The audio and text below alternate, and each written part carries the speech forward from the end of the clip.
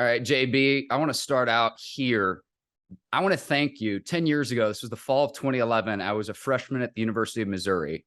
In Columbia, Missouri, you performed at the Deja Vu Comedy Club. I get a call at the library, and it's JB Smoove. And I was a student reporter for my student paper.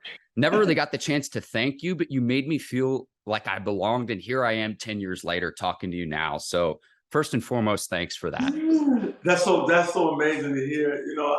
I just did the Howard Stern show last week, and we were talking about meeting people and planting seeds, and and giving something to people that you run across, so that the next time you meet, you have something to talk about, a conversation piece. So that's great to hear, man. That we got a chance to link up and connect in 2011. That's something else to hear. Yeah. Time flies. Time flies. So this weekend, you're going to be in Durham at the Carolina Theater on Saturday. Oh, yeah. And I know you're from North Carolina. What does it mean to you to perform in your home state? Oh man, it means that you get a chance to touch base with people. Man, I got a lot of family and friends that live in Durham, in Raleigh, Durham, Chapel Hill, the whole area.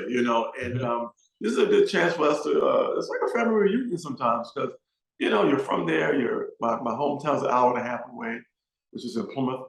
And get a chance to reconnect with people, with family and friends. And this is what it's all about, man. This is, you know, um, it's familiar to me. You know what I mean? The feel. I always said, man, if I I always think about, what if I never left North Carolina and I was still down here? Would I be still doing what I do?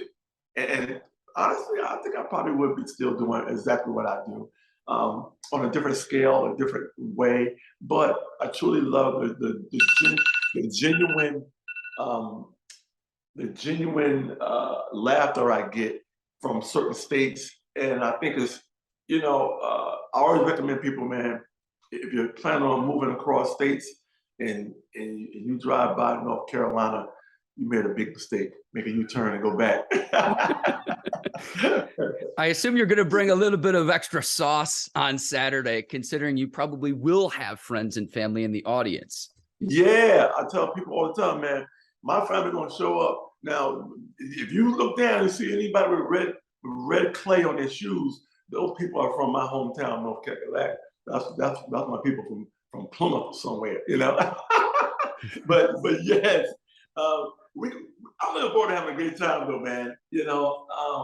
This is what I do, man. I've been doing this for a long time, and outside of the acting, outside of the commercials, outside of all the other stuff, animation and the Spider-Man movies and all the fun stuff, I've had an amazing opportunity to do. Stand-up is still my first love, because stand-up is in the moment.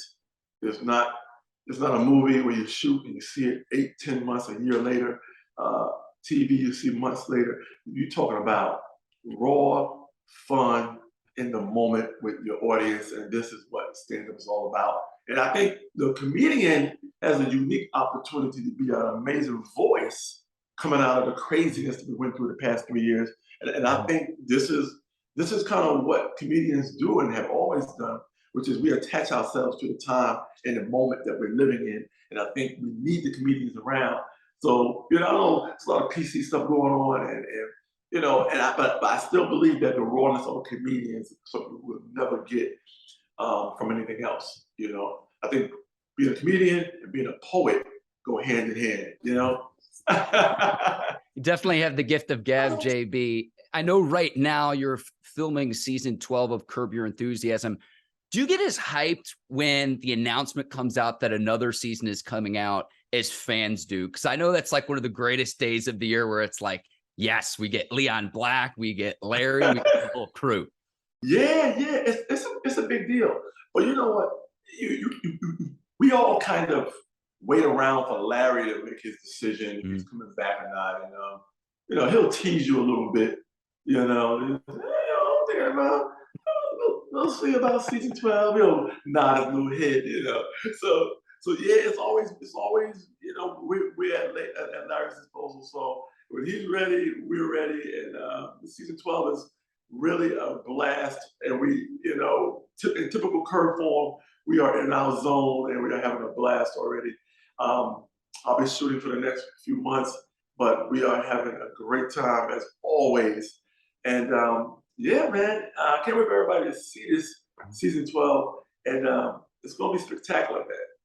Is there any nuggets you can give me? I've watched other interviews where people say, well, what's this newest season about? And whether it's you or I've listened to like interviews with Jeff Garland, very, very coy.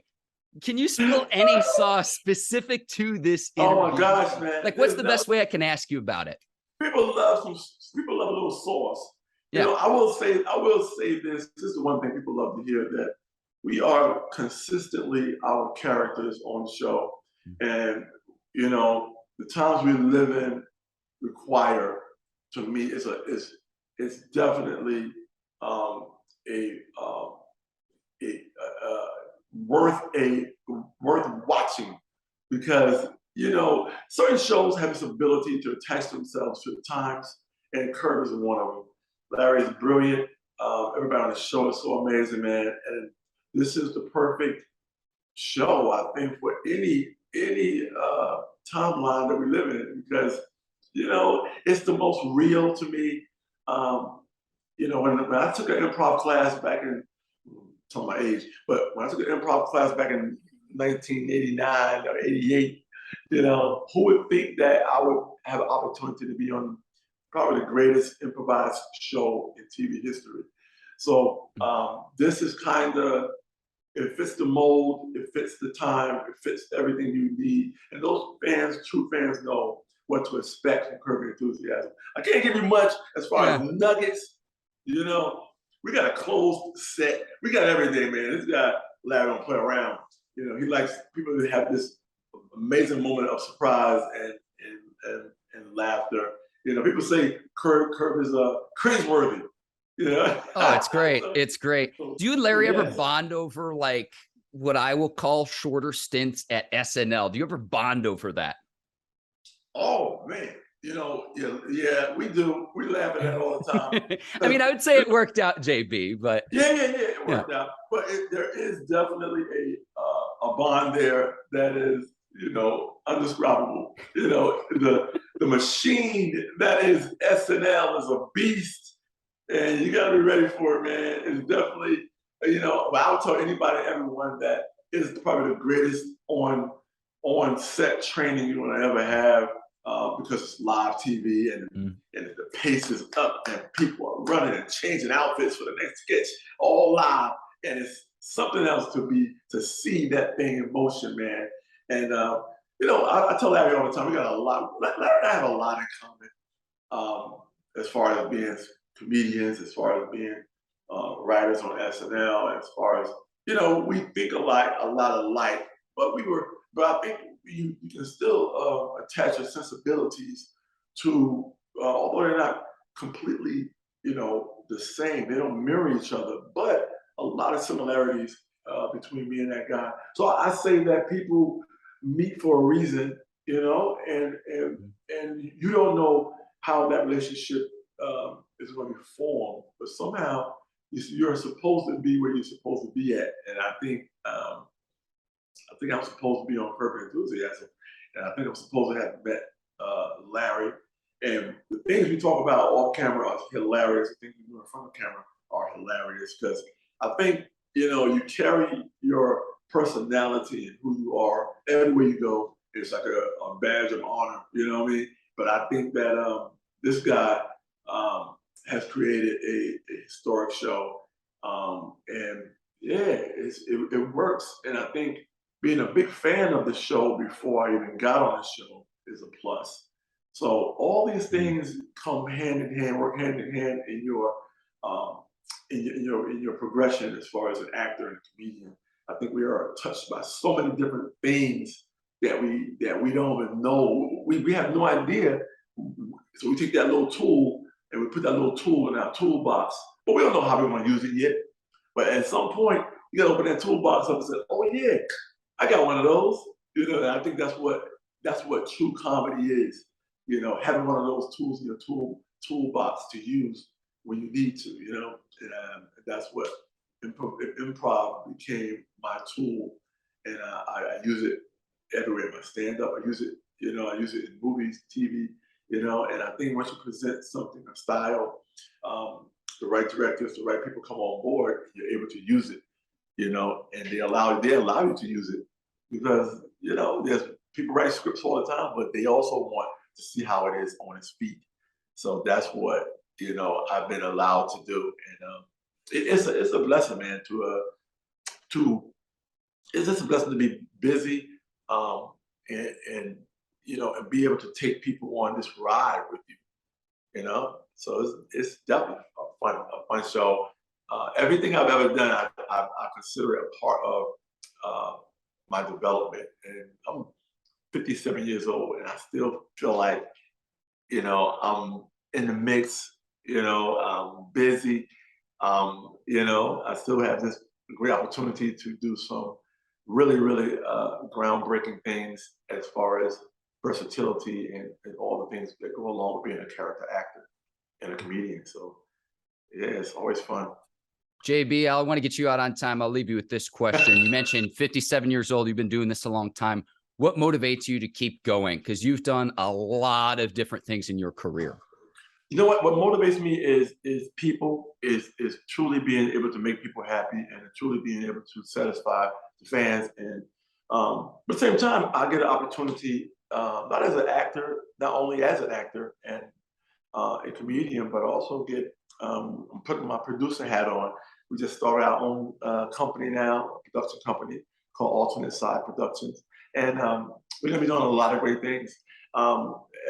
You people have seen me on my commercial campaigns, whether it was Crown Royal, whether it was my new Caesar campaign, where I'm playing Caesar and With the Mannings. hey man, come on, you know, I'm like wallpaper in Vegas, man. It's like crazy. I'm on all the jumbotrons, and it's crazy, man. But yeah, I get a chance to do all that stuff, but also I get a chance to be in front of the camera, and I get a chance to be behind the camera, putting some amazing people in some projects, and I think that's what it's all about: is building a portfolio of amazing work in front of the camera, and now also behind the camera. So there'll be a great balance there of different shows you'll see: scripted, unscripted, movies, TV, commercial campaigns. And we're also doing this amazing thing with advertisers, where we do branded entertainment, meaning we will help you sell your product, and you know, and use our skills as writers and performers to sell your product. You know, I'm part of so many different campaigns. The Caesars campaign, of course. Just Egg is another one I'm a part of. But I've done Reebok, I've done Audi, I've done, you name it, man. I've done across the board some amazing campaigns, man. And you know, and I think there's always something really cool about selling a product in a funny way, in a fun way, making something memorable. You know, so you always remember that commercial, and it made you laugh, it made you smile, it made you want to buy the product. So these are all things that that I love to do. You know what I mean? And I think that's a big part of your longevity. You know, being able, when people tell me, "Oh man, you're everywhere," you know, and I like hearing that. You know what I mean? I like hearing JB, you everywhere. But it's like crazy because, you know, it's really about when things debut and when they come out. Because, you know, and I talk about planting these seeds, and I just do a lot of work through the year, and everything kind of comes out when it comes out, and it seems like I'm everywhere, but it takes a long time to actually appear on TV. You know, it takes months and months and months, but a lot of times things just go in order, and it shows you how fast time is going. You know, it's crazy how time is speeding up a little bit. It feels like it's speeding up a little to me, but I feel like I just, you know, I just started my 2022, but now I'm in 2023. It's crazy. Yeah. But and then for us as actors, you know, we got award season, the whole top of the month. You got all the award shows. You got Super Bowl. You got All-Star Game, and before you know it, it's May. You know, it's like, wait a minute, how am I halfway through the year already? You know, so it's crazy how it works. But yeah, and then yeah, everything you shot at the top of the year comes out towards the end of the year. So you're back again doing publicity and doing things. So you're always busy, but it's a good busy. You know, it's good to be wanted. It's good to be seen. It's good to continue to entertain people, and I think that's what you know, that's something that a comedian cherishes, is a captivating audience and people support and love what you do. Your golf swing, I call it. We all got out. Once you get your golf swing, you don't gotta look at the ball no more. Last time you seen that ball, you put it on that tee and you swung at it, and you put that club back in that bag and you start walking. Because you know where that ball landed at already, you know what I mean? So if you can master that, you can attach that to anything in life that you want to try to do. So, and comedians inspire all kinds of things. It doesn't have to be what I do, but it's what you do that's important. If you're motivated and if you're inspired by what I do, it's a win-win. JB, you're talking my turkey, and we could talk till sundown. I would be respectful of your time. Check him out Saturday at the Carolina Theater, the Physical Therapy Tour. JB, thanks so much for your time this morning. Hey, man, it's good to reconnect with you, man. So happy to see you, man. Still doing your thing. I love it. Appreciate it, JB.